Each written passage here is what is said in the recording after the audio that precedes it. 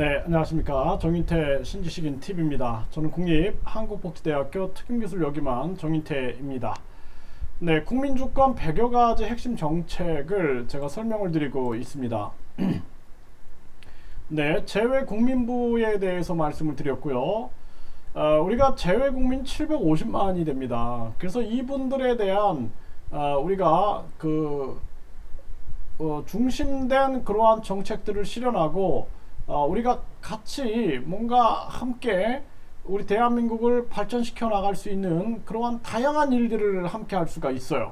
그렇기 때문에 재외국민 750만을 외면하면 안 된다라는 거예요. 그리고 재외국민보호법, 고소시 통역 행정지원 교민 활용, 사건시 언론 경호 지원 교민 활용, 대사관 내 임시보호실 운영, 사후 결과 지원, 사건 사고 시 영사 출동 의무제, 외교부 자동보고 시스템, 대통령 직속 재외국민보호위원회 운영, 네, 교민을 적극 활용한다라는 거예요. 재외국민보호위원회, 재외국민 환자 이송 지원, 그리고 긴급자금 지원, 재외국민 선거 지원, 전자선거, 부정선거 예방 철저해서 진행을 해야 한다라는 겁니다.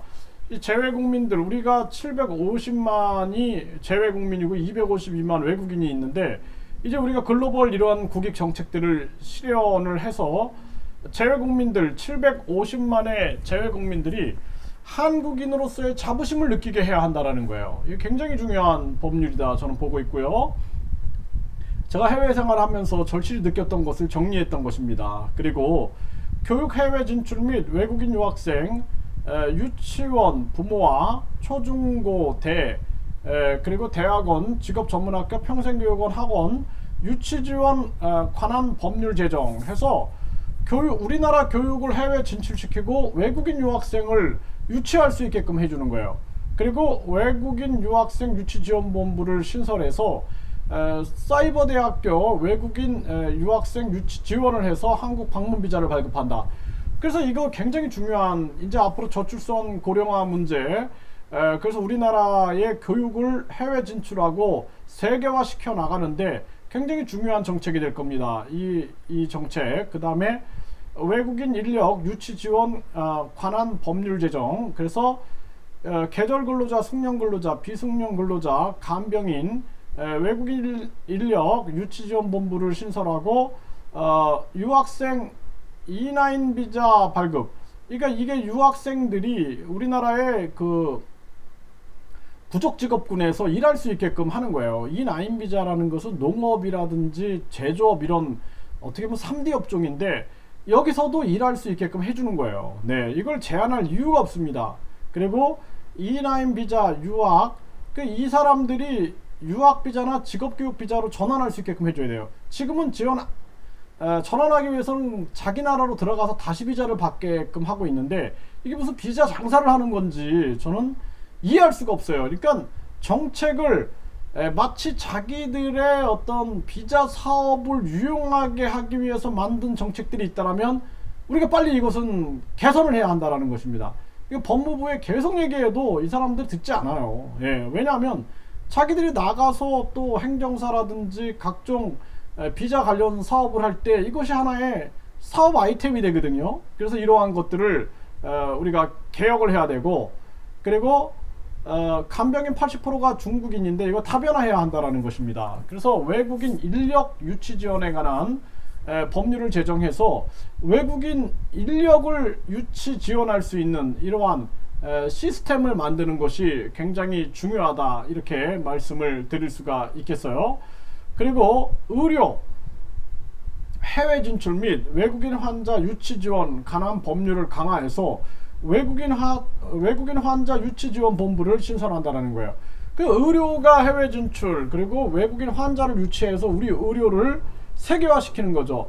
그래서 외국인 환자 유치 지원, 이건 이제 뭐 위원회라 그래서 상관없습니다. 위원회. 그래서 무보수 명예직으로 이 관련된 사람들을 위원회를 만드는 거예요. 위원회를 만들면은 이게 굉장히, 여기도 이제 위원회로 하게 되면 좋죠. 네. 그리고 이게 본부로 해가지고 또 공무원을 신설하면 안 됩니다. 예. 그래서 이걸 본부가 아니라 위원회로 만들고 무보수 명예직으로 합니다.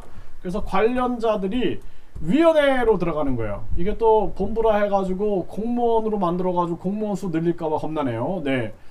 네, 그리고 이민부 장관을 신설해서 다문화청, 다문화 2세 글로벌 인재를 양성한다라는 겁니다. 그 다문화 국익 정책을 실현을 하게 되는 것이죠.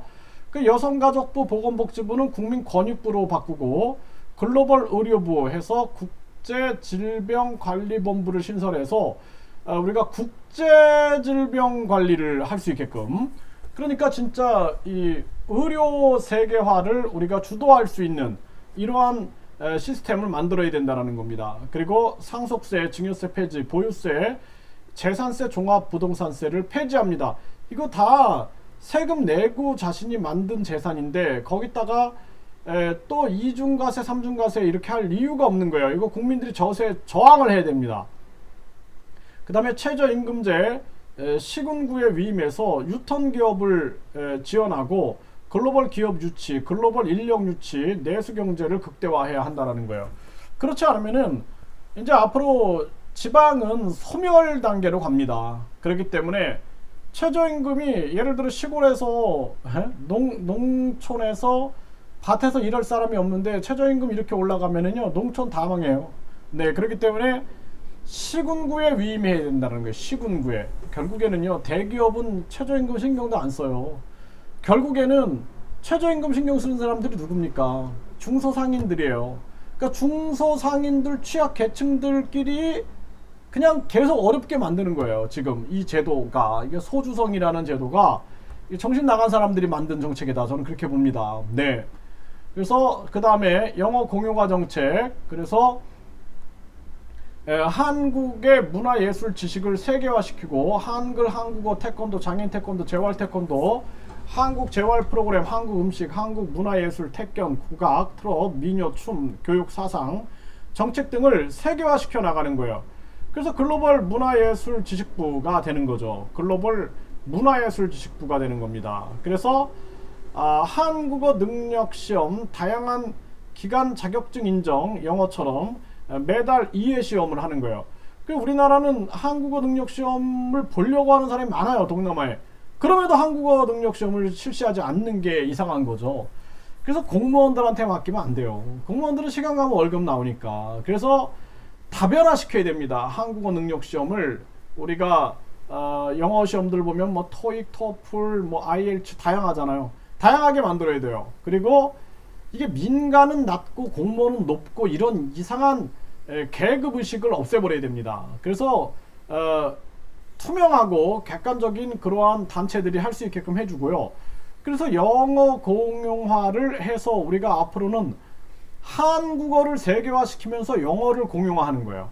그러면은 우리나라의 한글과 한국어도 세계화될 수 있다는 것입니다.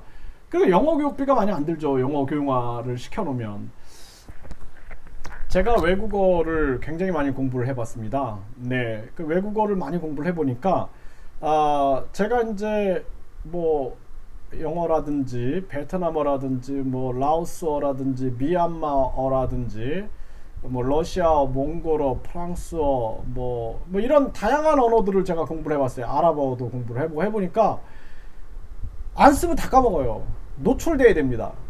노출 안 되면 안 돼요. 뭐 중국어, 일본어도 제가 꽤 많이 공부를 했는데 안 쓰니까 노출이 안 되니까 다 잊어버립니다. 그래서 베트남어 같은 경우도 제가 매일 공부해요. 지금도 매일 공부합니다. 잊지 않으려고. 영어도 매일 공부하거든요. 잊지 않으려고.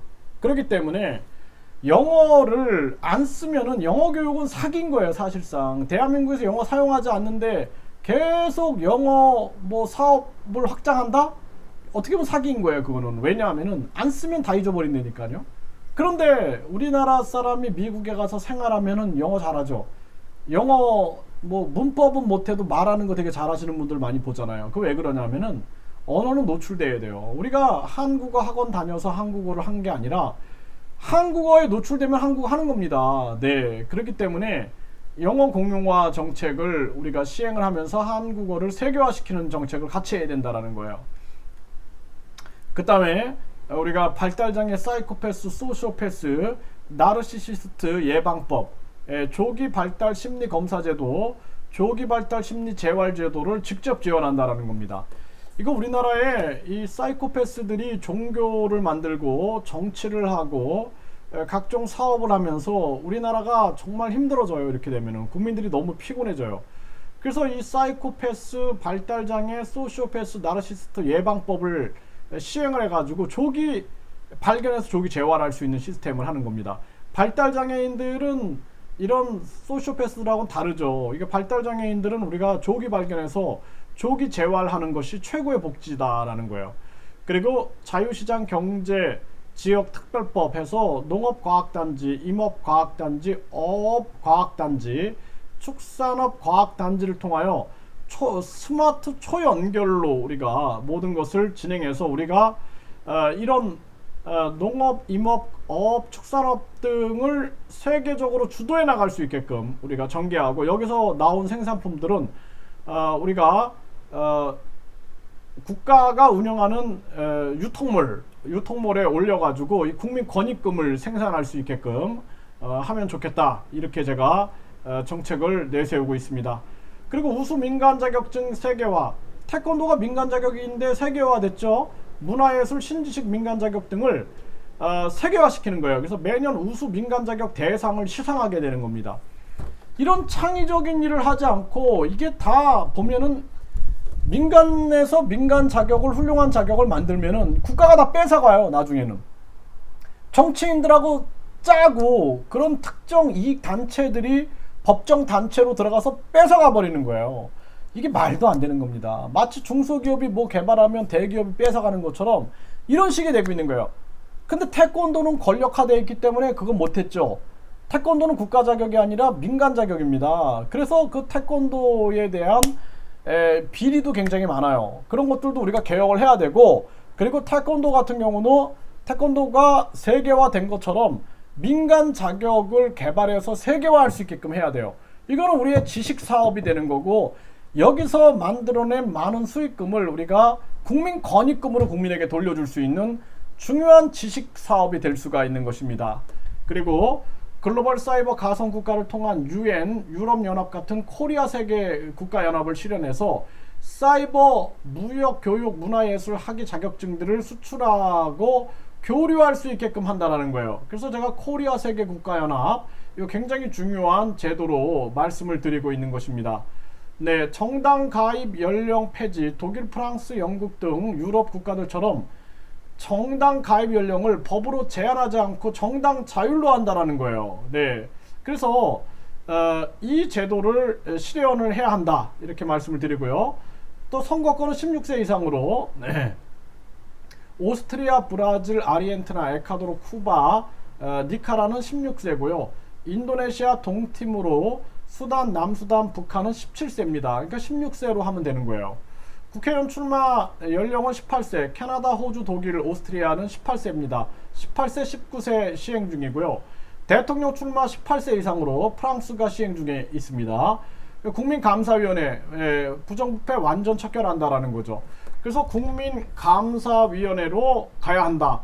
그래서 제가 말씀드렸죠. 감사원을 국민감사위원회로 대처하는 거죠. 그래서 국민이 직접 감사할 수 있는 시스템으로 가야 한다. 이 부분을 말씀을 드리겠습니다.